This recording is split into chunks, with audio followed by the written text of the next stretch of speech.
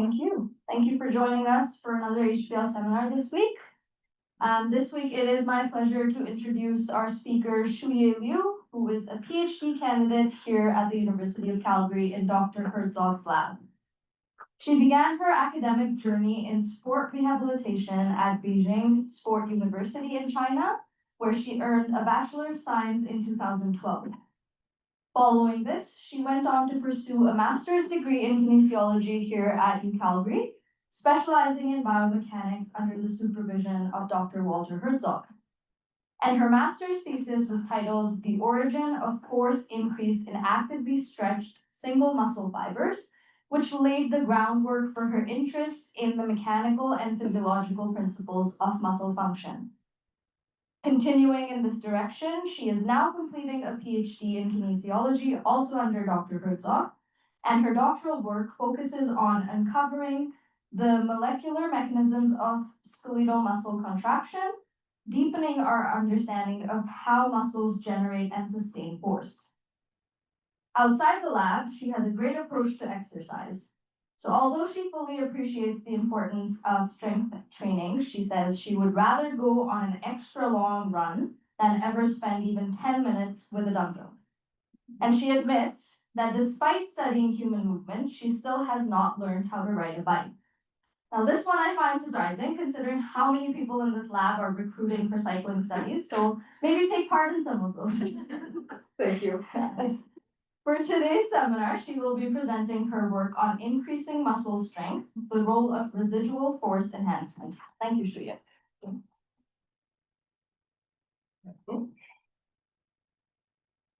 Okay, thanks for the introduction.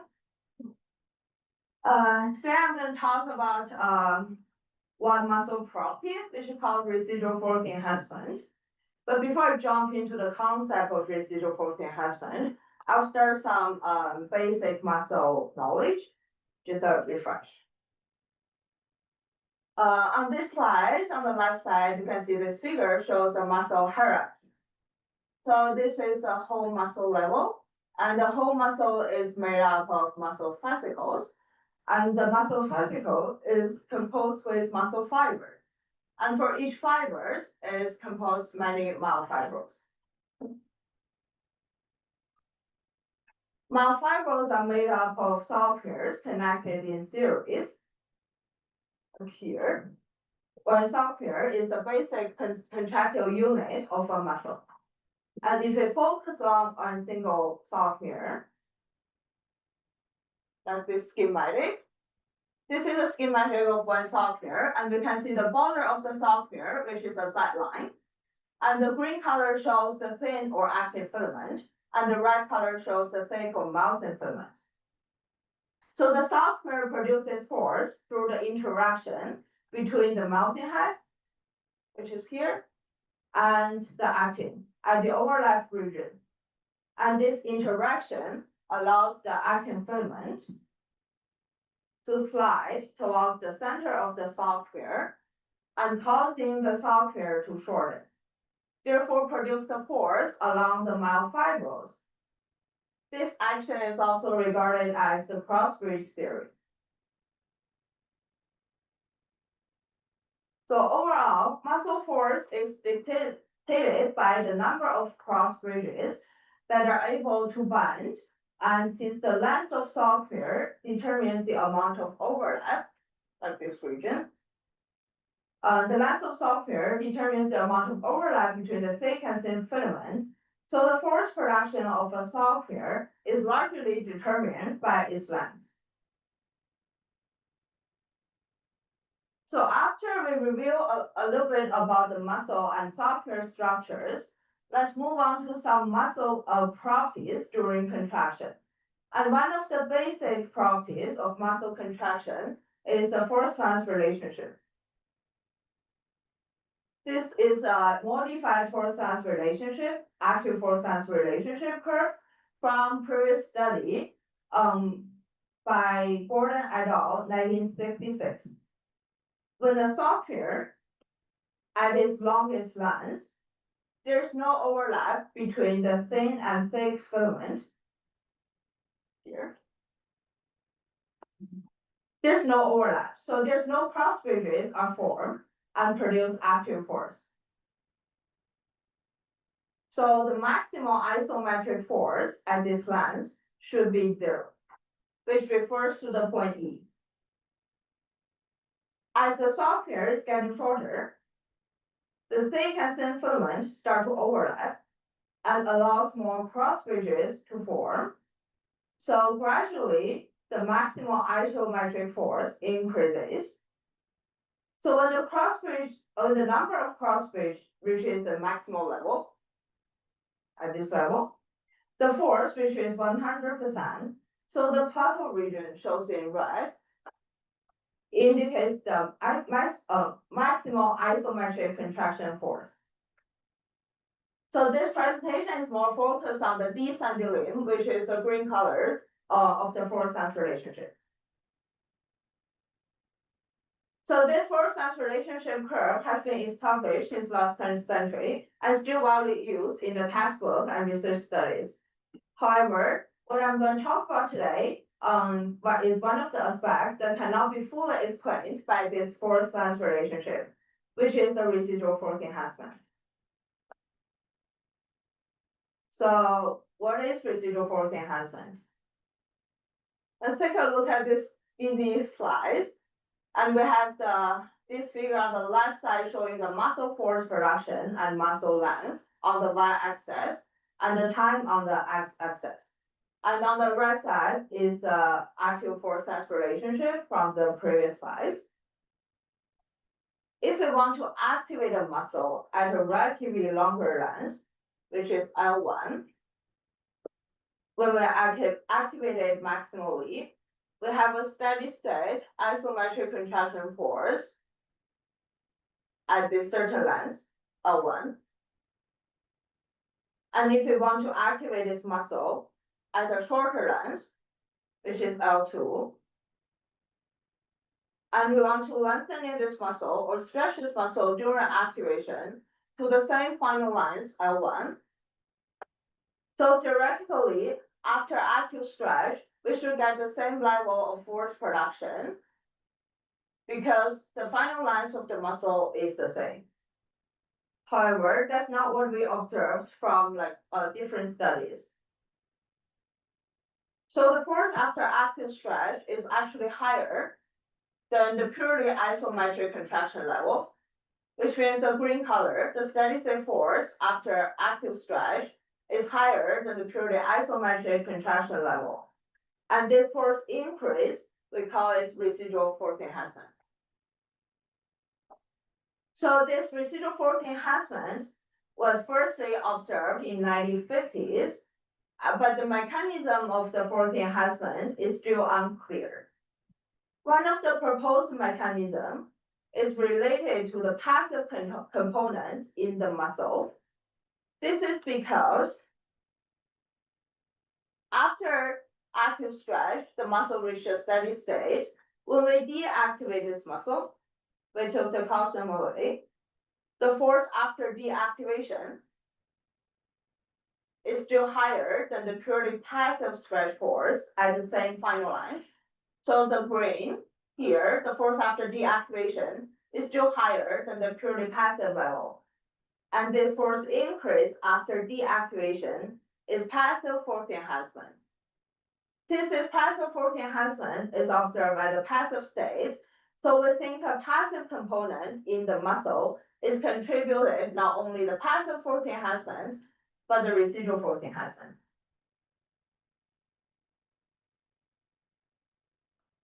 So residual force enhancement has been observed in all the muscle preparations, including the human muscle level, the whole animal muscle preparation, single fibers, single myofibrils, and even single soft nerve. This force enhancement is observed at these two levels, single myofibrils and single soft nerves. And at these two levels, the passive component is only considered the protein titin. So we think titin may be the main contributor, or titin-related mechanism is the main explanation for residual force enhancement. So I don't think I mentioned Titin before in this presentation. So let's go back to our schematic of this software. Let's take a look, what is Titin, or where is Titin? So this is the same software, and we have the Z line with which are the borders of software. The same green color shows the thin filament, and the red color shows the thick filament. And Titin is an elastic spring, spans from the Z line to the middle of the software. And the blue color highlights the Titin in the I-band region, which functions as an elastic spring during muscle stretch. So how does this protein Titin related or responsible for residual force enhancement? So I took half of the software from the previous slides. So this is half the software, and this is an elastic spring Titin. So during muscle passive stretch, and if you want to stretch, activate the muscle after the stretch isometrically, like we stretch from L2 to L1, and we want to have the muscle activated at L1. So during this passive stretch, the full Titin spring is got stretched, and to the longer length, the muscle is get activated, and we get the isometric contraction force. This is thought to be the traditional way how Titin behave or contribute to the force production during muscle stretch. And what about the Titin contribution or like Titin related mechanism to residual force enhancement? So people have proposed two mechanisms related to Titin stiffness increase during muscle activation and active stretch. So the first one is Titin calcium interaction. So during muscle activation, the calcium ions involved in the muscle structure. So there's a possibility that calcium ions attach to Titin, so the Titin spring becomes stiffer and increases stiffness. And the second way related to Titin stiffness increase is the Titin-actin interaction. So during muscle activation, part of Titin will be able to attach to actin. So compared to the full Titin length, the free element has become shorter. So at this point, after activation, we got a stiffer but shorter Titin spring. So if we stretch the muscle to the same final lines, so the shorter and stiffer Titin would have more strain and produce more force. Therefore, we think this is how we get the residual force enhancement.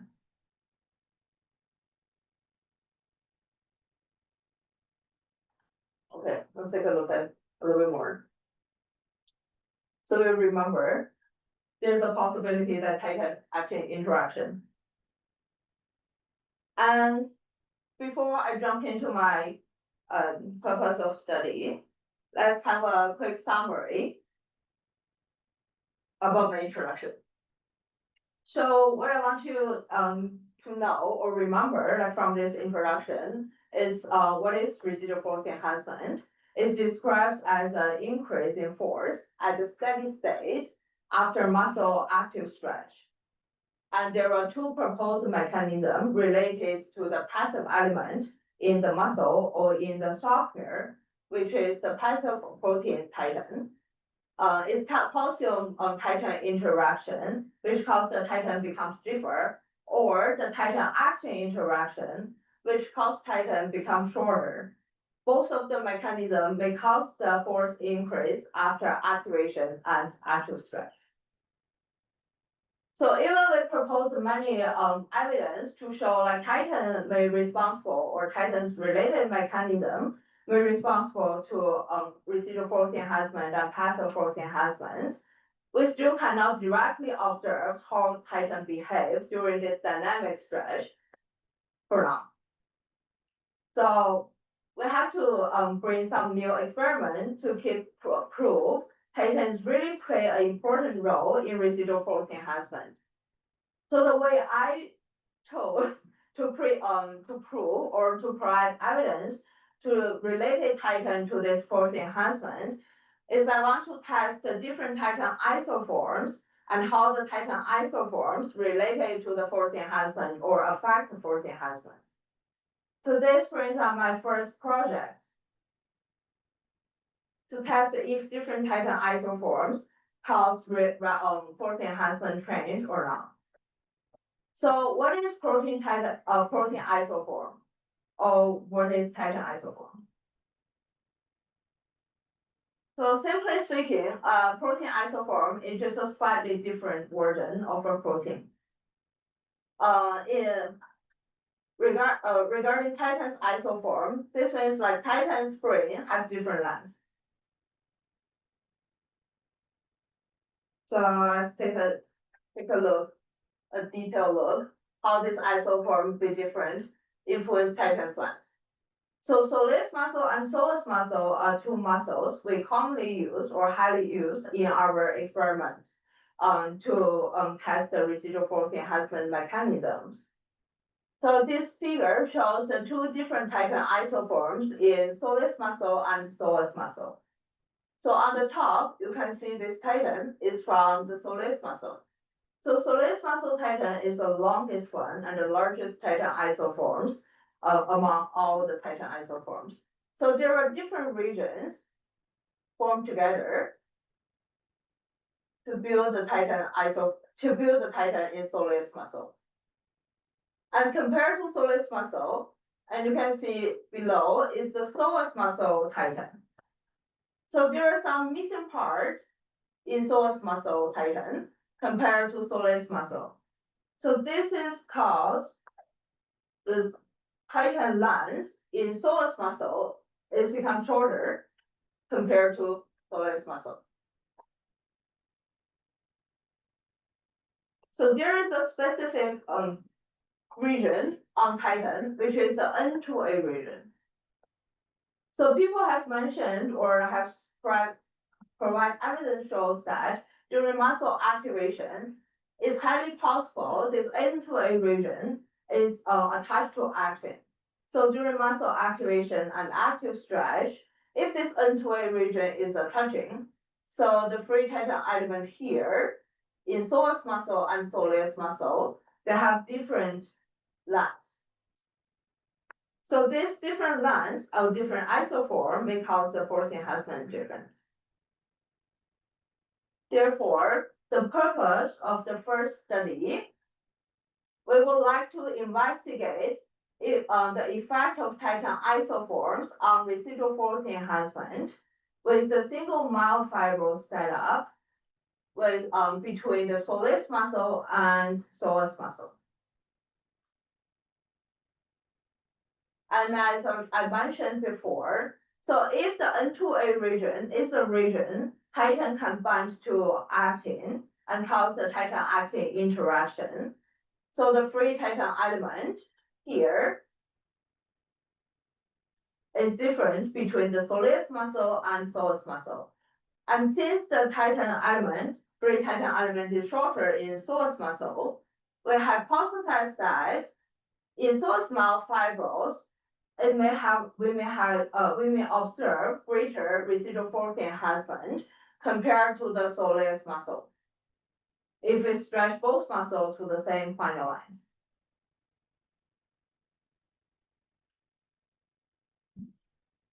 So to test our hypothesis, we use the single skin fiber from the New Zealand white rabbit. We have 10 samples of soleus muscle and 12 of psoas muscle. And the figure here, this is one myofibril under microscope and attached on the system. And the myofibril is attached between a needle and cantilever. And this is a microscope we're using for our testing. This is very easy system, but our myofibril is down here in the back. So if we zoom this area, so this is a vase has the solution full of myofibrils. And our myofibrils here is attached between the needle and the cantilever. So this needle refers to this part. It's a little bit transparent, but everyone can see that. And the cantilever here is this part. So myofiber is very tiny. The diameter is roughly 1 micrometer, probably thinner than our hair. So it's really hard to pick it up. And during experiment process, this needle connected to a motor and is controlled myofibrous lengthening or shortening. And the cantilever on this side, so when the myofiber is stretched or shortening or activated or deactivated, this cantilever is responsible for us to measure force production.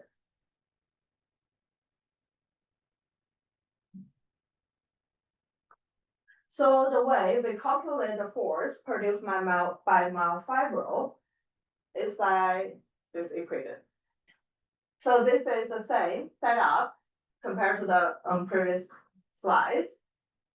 And this is a cantilever. And we have two levers from one pair of cantilever. And on the right side, and this stigmatic, that's our reference.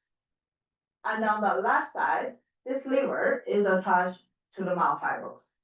So during experiment, we can measure the displacement of the left side levers. And because we know the stiffness of the cantilever already, so we use the equation to calculate the force production by multiplying the cantilever stiffness and the cantilever displacement. So we have different stiffness of the cantilevers. So this is how we calculate the force production. And under the analysis, we can also measure the diameter of a myofibril. So after we know the diameters, we can calculate the cross-sectional area of one myofibrils. So the force normalized to cross-sectional area, that's how we get the stress. And we can compare the stress produced by myofibrils among the groups and between different myofibrils.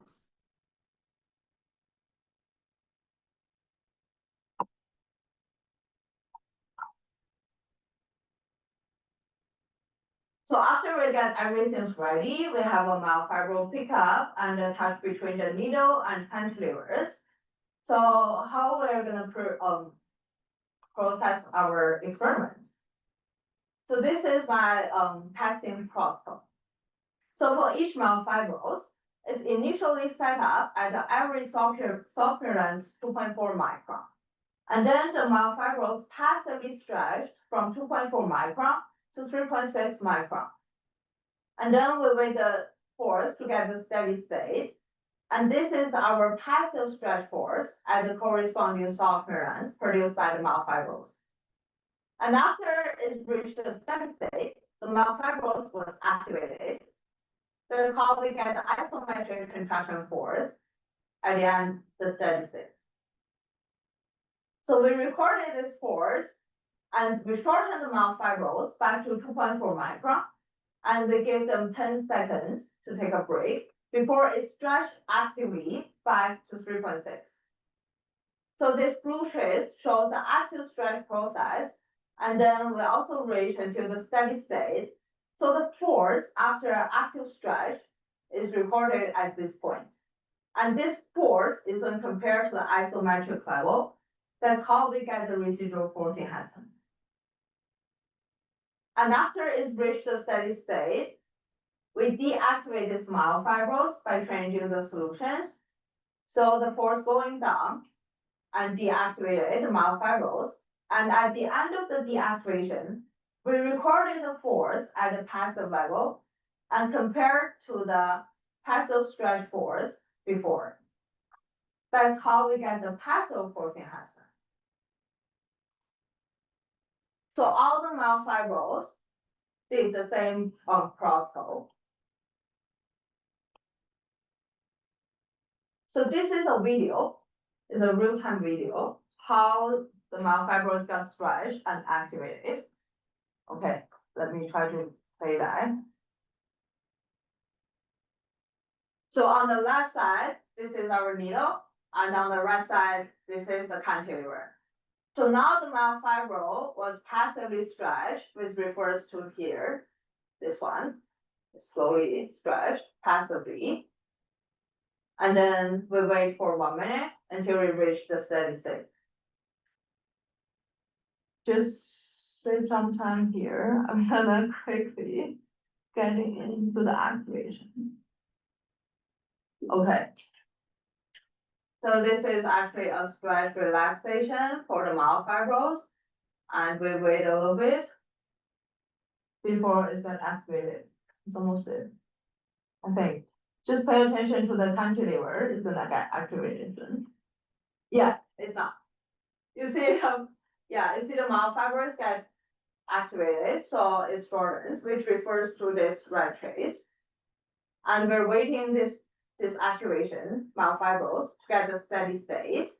And you can, I believe you saw the cantilever is displaced. So that's how we measure the force later, or calculate the force later.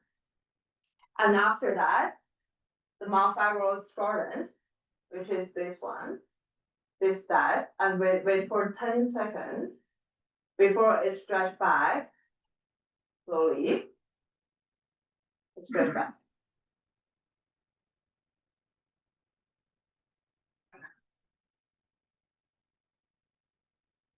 Yeah. Okay. Yeah. I don't think I'm gonna wait this myofibril to the activation, but during like you know already how the needle and cantilever works and how the myofibrils get stretched and activated. So each myofibrils is doing the same thing.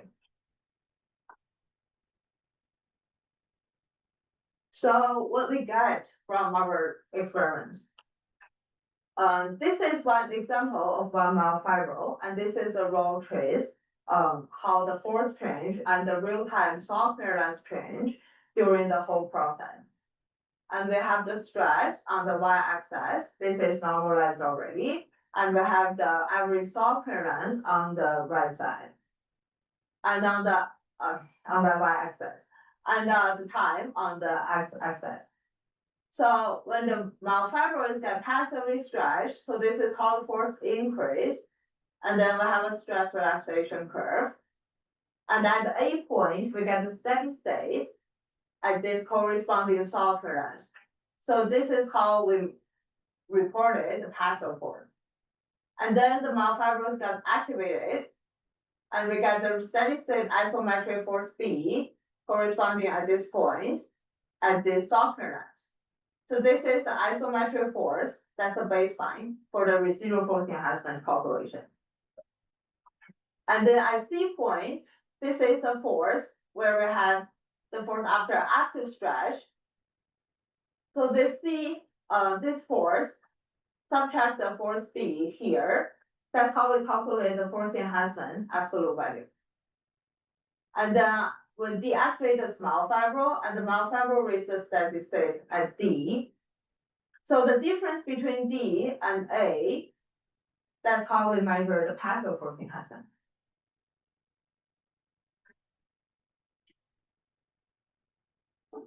And this box plot, 2 box plot, 4 box plots, on the left side shows the result from the residual force enhancement, and on the right side shows the passive force enhancement result.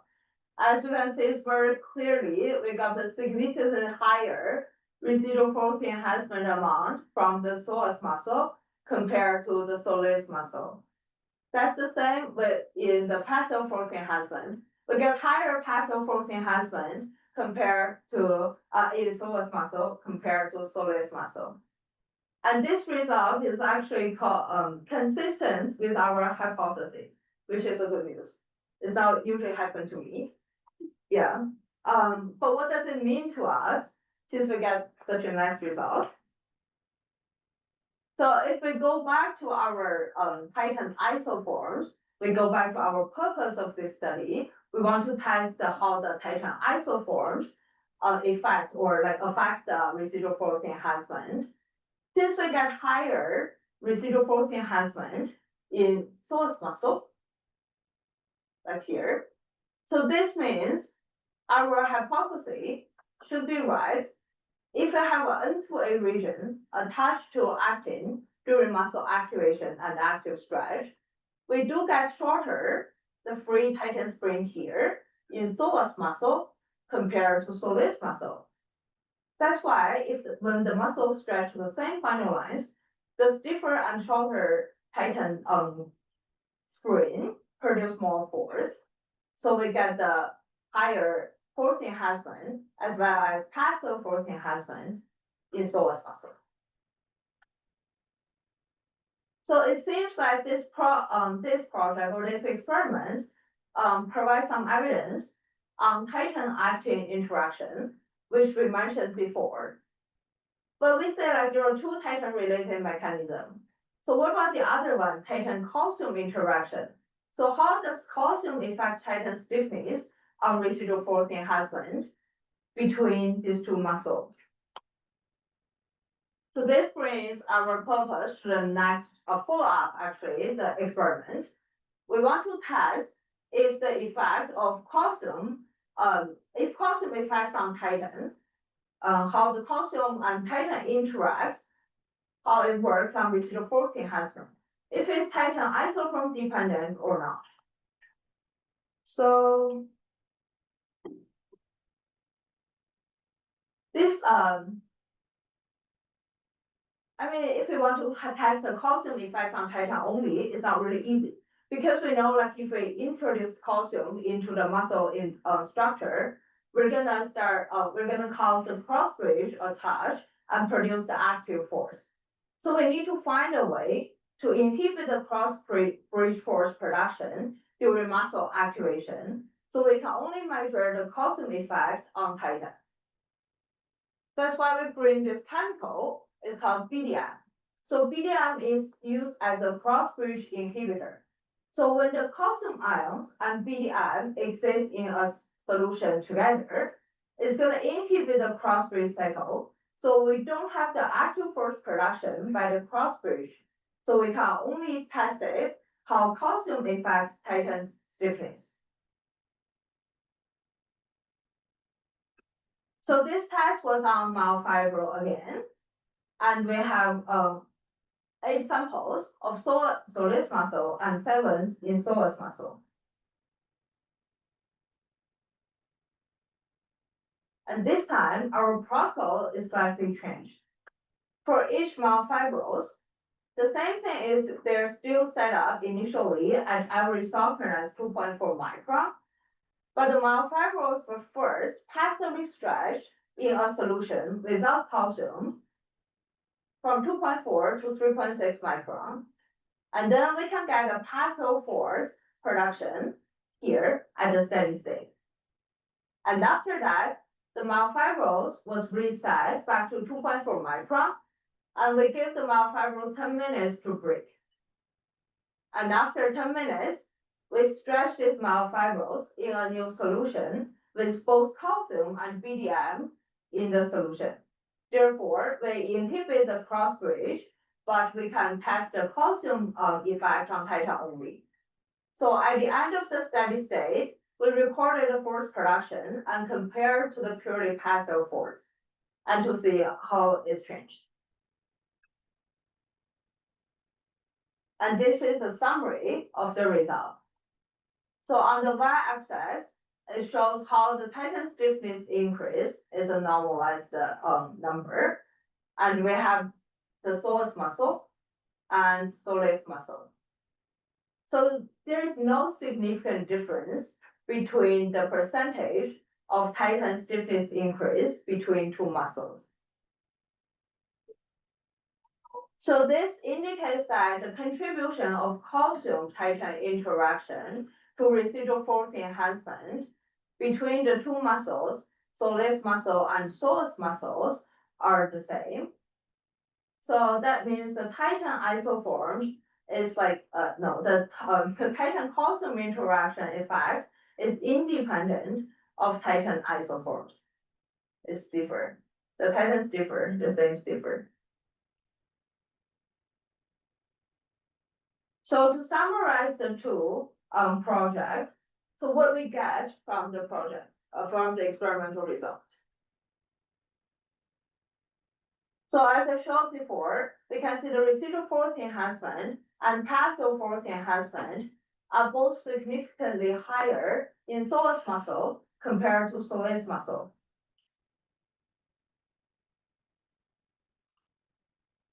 And by the result, it provides another evidence showing that titin is involved in the residual force enhancement, and titin-related mechanism is contributes to residual force enhancement.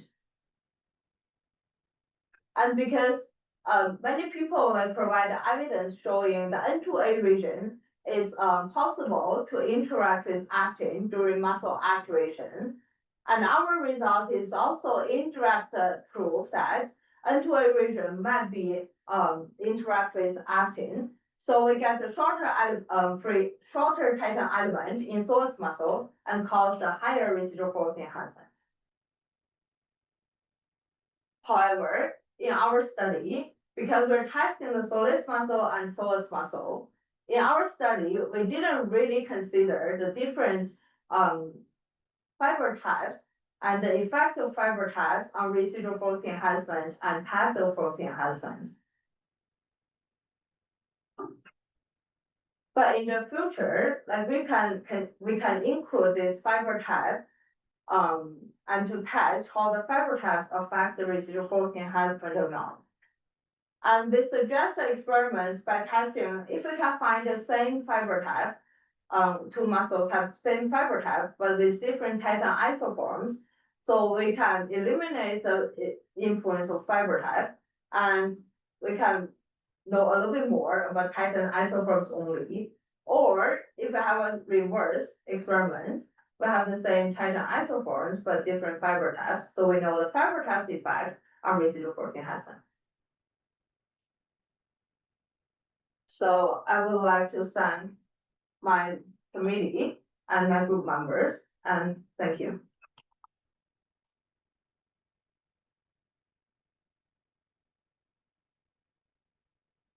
That floor is open for questions. Who would like to ask the first one? Correct. Are these rabbits? I forgot, or I missed it. Was it rabbit muscles? It's right. Okay. What's the cause of the stress relaxation that you see in the residual force enhancement test? You mean the passive stress that state, the stress relaxation? Yeah, well, like when you activate, you pull and it kind of shoots up and then it relaxes. What's the mechanism of that behavior? Okay, so I It's believe still activated at that point, right? it's still activated at that point. Yeah. Yeah, but this is also a muscle that's a material, like biological material. Yeah. So I believe it has this like an elastic or like viscoelastic property, which causes the stress relaxation, like all the other biological material. But we don't know if it's like the internal friction of the myosin trying to hold on to the actin or the loss of some of those binding sites. I don't think so, yeah, because we cannot see it. It's not important to my next question. The different that was a very clever study. It's really cool. So how come do we have these different isoforms? Like, is this just we just do because maybe we're, they're different muscles or different fiber types or something like that? Or do you think that we have these different isoforms because they serve an important function, such as residual force control? Wow, I didn't really think about it before, but it's probably, I mean, I don't have a certain answer for that. But it may be. both, I guess. Yeah, because, first, because we have these different isoforms. And it causes a slightly different like muscle functions. So during daily activities or movement, it have different roles. The same. Is this like an egg and chicken question? But like yeah, but the same, like because just they have wonder if this you could- muscle. Sorry. No, sorry. I just wonder if you could get different isoforms by Holding, exercising a rabbit or putting them on bed rest. like or- transfer between like phosphorus, sulfate or something, like different isoforms. Yeah. Yeah, it may be. I've never done this before, but I think some like labs have done this. And when they train the animals or like the muscle, they saw some like transfer, like between the isoforms. But I don't have that like, specific on top of my head. I believe so. People have done that. Yeah. Maybe I can talk to bed rest, immobilization. Yeah, there is a change in titan stiffness and there is also loss of titan. And sometimes if the muscle increases its collagen content, so the passive properties surrounding the muscle or the resistance surrounding the fibers increases. So this works on changing the length of titan, making it longer to counterbalance the increase in passive force surrounding the fiber. So it works like a mechanical sensor. So there is some equilibrium in the muscle between inside the fibers and outside, like between titan and collagen. And so it changes depending on collagen. This is a traditional way of looking at it, but its role in active force, now it's a new perspective to regulate active force by changing its length. Thank you. I do have one last question, then I'll just. Go ahead. When you showed in the beginning that you can see this residual force enhancement at every single hierarchical scale. And so I'm just wondering, when you look at residual force enhancement at the whole muscle level. In like relative terms, is residual force enhancement like attenuated when you compare to the sarcomere, or is there a gain there? Is it enhanced at the whole level? I'm trying to figure out if Titin is primarily responsible for what you see at the whole bone level, if there's other passive structures that are contributing to that. Yeah, so it's actually like in the whole muscle level, we get less residual force enhancement one compared to myofibril. Okay. So there's something that's attenuating.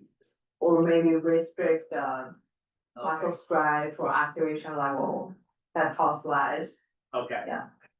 But there's no mechanism that can explain the residual force enhancement at the whole muscle level outside of. Titan, I don't think so, for now. Yeah. Yeah. Mhm. Thanks. Eden, Because you might have mentioned at the start, but because it's shorter, is like a baseline stiffness, titan stiffness higher in psoas compared to coleus? You mean if I the same Is lines? passive force greater in psoas because the titan molecules is shorter, Uh, without considering residual force enhancement? yeah, so if you think for the purely passive stretch, and if you spread those muscle from the same initial line to the same final lines. Yes, because the titan in psoas muscle is shorter, it produces higher passive force. Right. This is also like shows in my experiment result, which I didn't bring it up separately, but it's also like like you say, like this may just have a percentage of the residual force enhancement, but after like but because after the but we do believe like if Titin-actin interaction happens, we got even shorter. Right. Yeah, so compared to like the full line stretch or the purely passive stretch, because we involve the activation also, That's another on top of that mechanism. So we believe like the force enhancement higher, is not only because the full length of titan is shorter, Right. but also because after binding, it's Right. become even shorter and stiffer because calcium is also. Right, okay, yeah, that all makes sense. I guess I was just gonna ask about like the Titan calcium interaction where like. It seemed like your content was that because they have the same relative increase in stiffness, then the Titin-actin interaction probably. Better explains the residual force. And I guess I was just asking, if the baseline stiffness is already stiffer, then it's a given relative increase, it's still gonna be some contributor. Yeah. That makes sense? Yeah, but because like, the data, I mean, the result I'm showing is I normalize, I mean, yes, calcium induced the titan stiffness, but I normalize this, force increase already to the force enhancement, so, yeah, they're the same level, that's fine. Yeah, that makes sense. I think we have an online question. Yeah, go ahead, Robert. That was a beautiful presentation. I'm very impressed. To initiate muscle contraction, the calcium coming in permits the myosin to bind with the actin, and from what I see there, perhaps at the same time permits the titin to interact with the actin. But when you take the calcium out and you therefore reverse that and the myosin is no longer in contact with the actin, the fact that you've got residual force seems to imply that the removing the calcium to decrease the actin myosin force hasn't released the titin from the actin. So is that a different mechanism? Is it known, and does it eventually let go?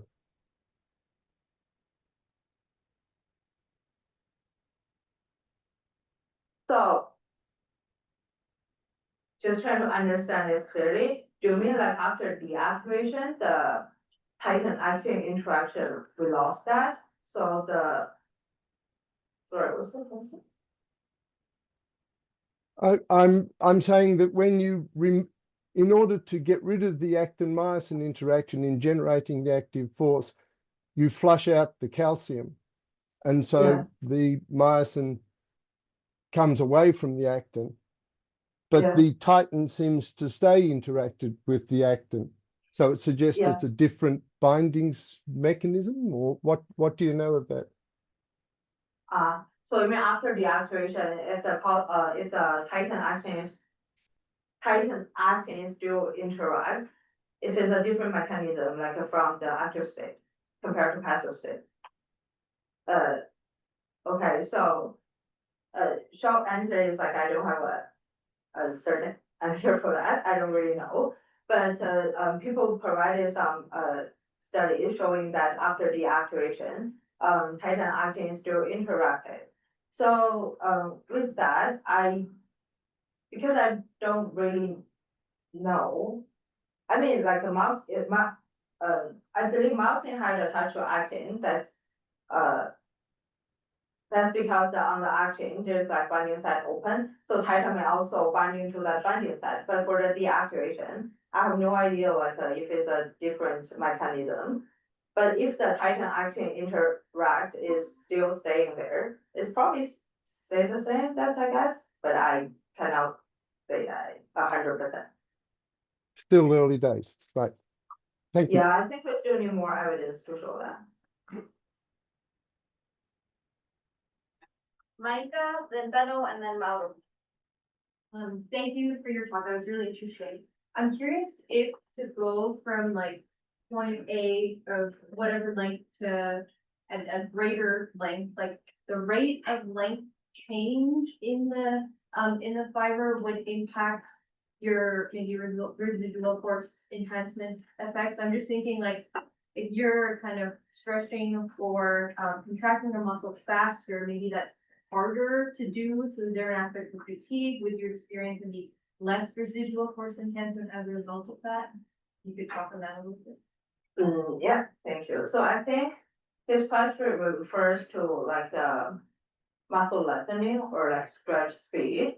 If that's gonna affect the residual force enhancement or not. Yeah. Okay, that's our next question. So in general, when we do like activities, the speed of stretch of muscle is relatively like moderate or slow speed. I don't believe like people doing like extremely fast. Yeah. So with that speed, no. So the speed is not affected, it's like not affected for the enhancement amount. Yeah, but there's some like extreme, like conditions. Not in like daily life, but in our experiment, because we want to know. So if we stretch the muscle like extremely fast within millisecond or within a unknown threshold, yeah, it may be because it's gonna cause some cross bridge or cross bridge cycle, yeah, break. So at that stage, we're gonna lose force in hand. That all? Yeah, in my young days, life was much simpler. I mean, I remember how excited we were with actin and myosin. And a few teacher came and said, you know, that's not how it works. And people started to think about Titin. Now, things get more and more complicated because that Titin spring, whatever it is, has to decide whether it wants to go together with the actin or whether it wants to be free of the actin. And I'm wondering how important that is for real life. If I do a movement, is it important what Titin does? And why is it important? And how can you decide, or how do we decide in our muscles? Now, Titin, you move over to actin, or you don't move over to actin, and you change the stiffness. How do you do that? So it's a little bit like, this question is a little bit like how, or what we get from our experiment and refers to the daily activity thing. This is always a big question for us when we do like a molecular study. So first, I would say like, because we observe this, force increase, we just want to know like, what's the real mechanism. So that's why we stretch a muscle or we do experiment. Like my experiment has stretched to 3.6 micron, which probably not gonna happen in daily life. So, but we just need to have a condition to study the mechanism. So if it refers to the daily activities or like daily like muscle stretch or anything, we do have eccentric contraction in our daily life. Very rarely that's quick. Yeah, but we're not going that far. I mean, yeah. You mean like the muscle contraction, eccentric? Yeah, it's like Einstein? Or like the quadriceps, like going downstairs thing. That's what happened in our daily life, but I don't believe our software lens goes to that long. So it's probably at that software lens, Titin is just starting to work. Or not even starting yet. But we cannot say like Titin is not functioning in these activities. Yeah, because maybe for now we don't know, but we will know at one point, like how Titin behavior at shorter as also. Because it's there. So are you telling me that there is Titin and it's important, but we don't know what it does? Yeah, I always believe that. That's why we're continuing to study Titin. Yeah, there must be something. Yeah, we just don't know. And I actually bring more questions each time I have experiment. Yeah, so, yeah, we will know that with our technology. I believe so. Mauro, you got a question? Yeah, but what I mean, we still, do we have some health or disease that affect the amount of titan in our muscle and what's happened with those patients, for example, or in the heart, do you know something like that? That is a new question that I can bring in now. I have another. Yeah, yes, I believe so. I mean, we do have a disease model, testing, of course, on animal, like to test the, if this titan, I'm sorry, what's that term called? I cannot think about it on top of my head. Yeah, we do have a like disease model of that, as well as a heart, because in cardiac muscle, they have like also different titan isoforms, yeah, which, study a lot and related, like health related or disease related. I should have example, I'm sorry, I just couldn't figure it out. But because I remember, like when we do animal model, we have some disease model, from mouse. Yeah, from mouse, and we lose part of the titan, I think, yeah, and we use that model to, investigate titan's role, like in protein enhancement, or passive protein enhancement, yeah. And what's happened with the muscles without, or with a disease in the titan? Was less force in general, or nothing happened and you can live without titan? I don't think so, because besides of like force production role of titan is also kind of like stabilize the software. So we cannot lose it because we need our muscle to be stable, software to be stable and function well. So if you think it separately, we need titan anyway. Yeah. Okay, my question is related with the type of the fiber. What does the fiber to the titan? So do they are different when you compare type 1 versus type 2 fiber? We know that the myosin are different and other structures, but what is the difference between titan, between myofibers? So that is my question, because at the end of your presentation, you was wondering about what is happening with the fiber, the type of fiber, no? So my question is what you are expecting related to that. So you mean like the muscle fiber type, if the different muscle fiber types is related to titan's isoform? Yeah. Okay, so I don't think so, like, because I read a paper before, they say they're trying to investigate this like kind of the passive component which related to titan, if it's associated or like have some influence on the active component or on the fiber type, because between different muscles in the same animal model. But if I remember correctly, I think they didn't find like a strong relationship between them. So I want to test the titan isoforms on residual protein enhancement and passive protein enhancement.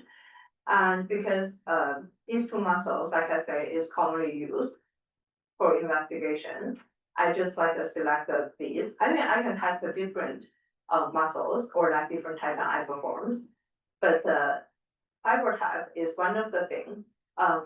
I won't say it's a limitation, but it's just a future direction we want to investigate. But for now, I don't think I have a strong association about force production between these two components. Yeah. Right.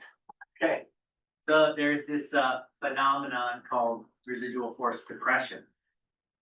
And that is not due to titan, right? We don't think it's due to titan. I think the current theory for now, I think it's about the, I remember correctly, I think it's about the number.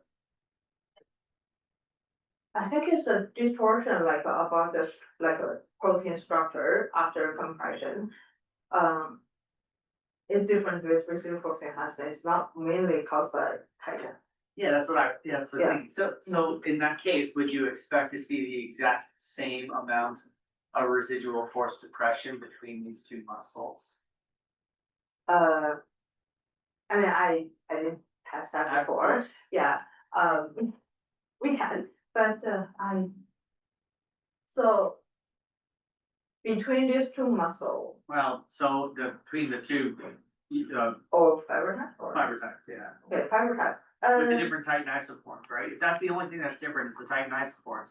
Titin does play a role, we think, in residual force depression. You expect there to be a difference. mm.